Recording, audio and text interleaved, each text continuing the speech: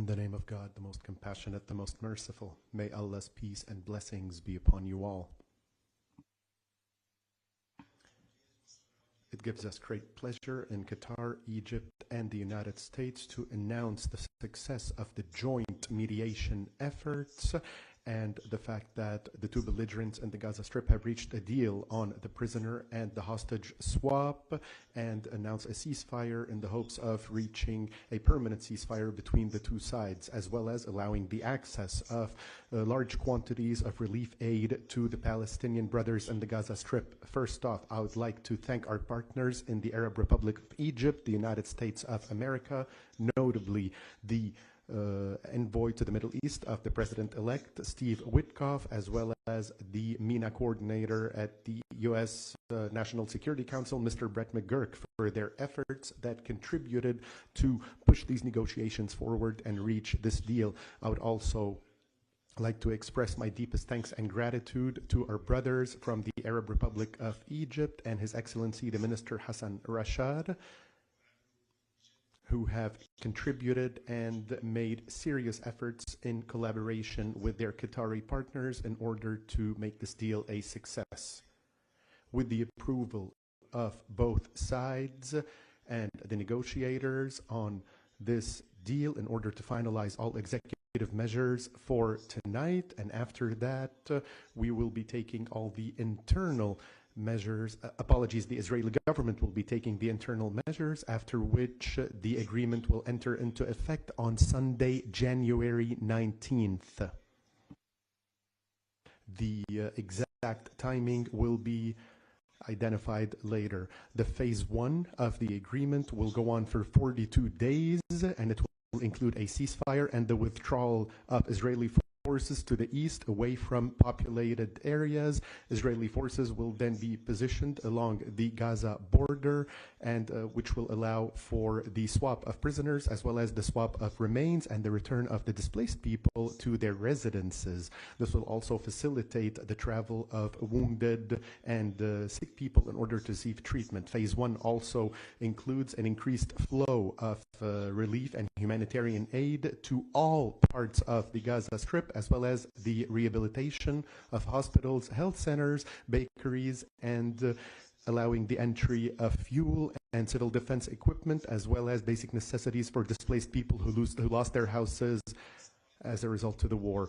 In phase 1, Hamas will be releasing 33 Israeli captives, including civilian women and female recruits, as well as children, elderly people, as well as civilian ill people and wounded, in return for a number of prisoners who are being held in Israeli prisons. Regarding phases 2 and 3, the details will be finalized during the implementation of phase 1.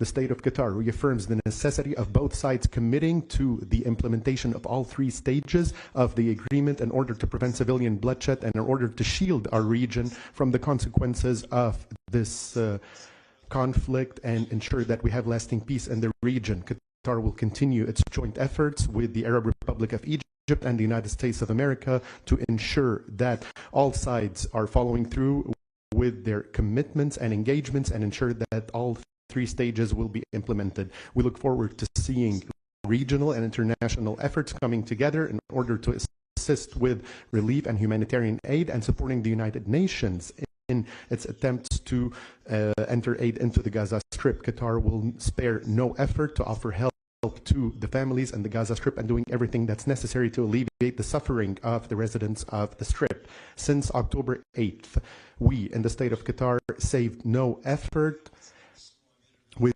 the constant under the constant and watchful eye of His Highness Sheikh Tamim bin Hamad Al Thani. We worked day and night in order to reach this moment, and since our mediation efforts succeeded last November to guarantee the release of 109 hostages in return for a number of Palestinian prisoners, we have been working continuously in order to prevent bloodshed and put an end to the war machine and restore hope for our region in a prosperous future that will allow our people to dream of a better future.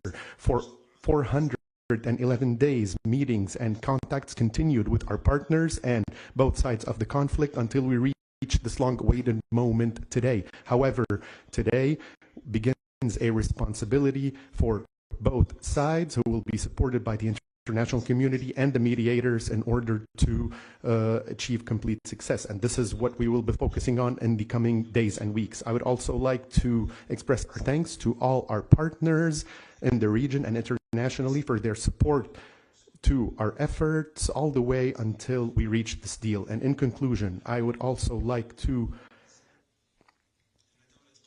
remind our brothers in the Gaza Strip that Qatar will continue to offer support to our brothers in Palestine, and that this happens under the close watch and the watchful eye of His Highness Sheikh Tamim bin Hamad Al Thani, day and night, hour by hour, and minute by minute. We would like to tell them we give thanks to Allah for bringing us to this moment today, and hopefully this will be the last page in the days of the war.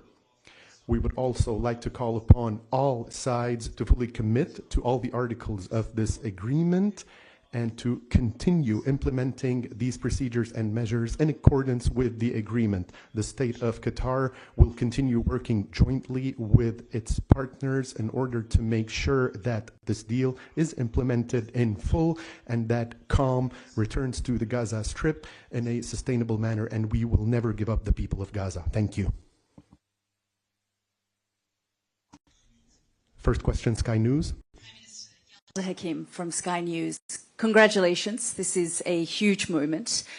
You, as you say, have been working on this deal for many months. And the question is, why now? Why this moment? And was it pressure from the incoming Trump administration that got it over the line? Thank you.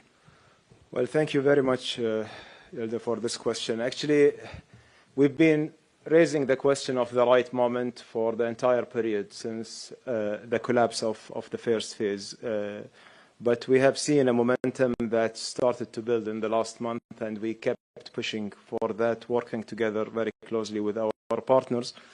And I can say that what we have seen from the US in the past few days, seeing a collaboration transcending both administrations, was a clear demonstration for the commitment of the US to reach to that deal.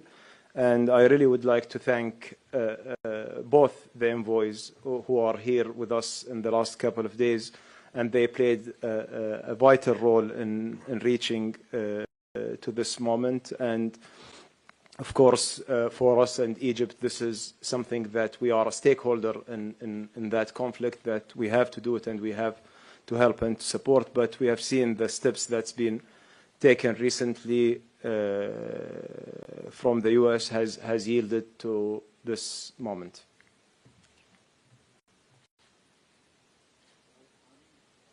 CNN. Thank you very much indeed, and to Steve Witkoff, who's Becky Anderson from CNN. Congratulations to you, and to Steve Witkoff, who is also here in the room. How much confidence do you have that the deal will progress beyond phase one, sir? Well, we have faith, Becky, that brought us to this moment, and I think that's the most important part, that we are committed. We will continue to do everything we can, everything possible, together with our partners, to ensure that this deal is implemented as it's agreed, and this deal will bring us peace, hopefully, at the end of it. I believe that it all depends on the parties of the agreement and acting in good faith in that agreement in order to ensure that no collapse happening to that deal. Can I just follow up? What mechanisms are in place to ensure that neither side breaks the ceasefire? There is a follow-up mechanism that Egypt, Qatar, and US are going to handle. It will be placed in Cairo, and this follow-up actually will be a joint team from the three countries that will monitor the implementation of the agreement, and everything is being agreed upon and will be in place hopefully on the day of the execution. Thank you. Reuters. Thank you, Prime Minister. Congratulations, Andrew Mills from Reuters. Can you talk a little bit more about this follow-up mechanism? If elements of the agreement put in place tonight are violated, what will happen? Who is it that is going to report and that a violation has happened, and how will that violation be communicated to the parties, the world, the guarantors of this agreement? Thank you. Well, this is what I have just mentioned to Becky. There will be a follow-up mechanism that all the parties will be placed in Egypt, and they will follow up the implementation of the agreement. There will be a reporting mechanism for any violation, and those violations will be addressed at a very early stage. Look, we expect from the parties to adhere to the agreement. We expect the parties to stay committed to what they have committed themselves to in that agreement. But we know that these kind of agreements are very complex and will have some issues down the line. And we are ready, and we will stay committed to address those issues ahead of time. And Prime Minister, just as a follow-up, the last truce that was in place in November 2023 did fall apart on the 8th day. What has changed in this agreement that will ensure that this has less likely to fall apart than that agreement was?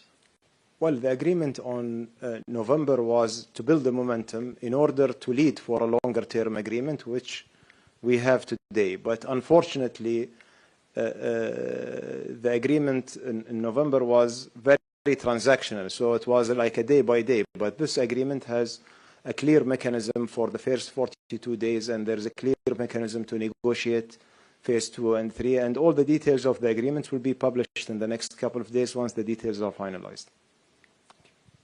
السؤال الرابع والأخير قناة الجزيرة العربية. Your Excellency, Adnan Bourina from Al Jazeera. Question number 1. Do you think that this agreement will lead to a permanent ceasefire? In other words, do you believe the guarantees are strong enough to ensure that Israel will commit to all articles of the agreement? Question 2. Between today and Sunday, what will the situation be like in the Gaza Strip? And question 3, if you allow me, what contributed to the success of the mediation this time around, and what did Qatar offer this time, and what will Qatar's role be like in the implementation of the agreement? Truth be told, you had me lost because I was focused on question number 1. Can you please go over the questions again? Question number 1, do you believe that this time the deal will lead to a permanent ceasefire? All right, wait here and then you will ask the other questions later. Regarding the implementation of this agreement, first off, like I said, the implementation depends upon the parties as well as the goodwill of the parties, and this is what we are hoping.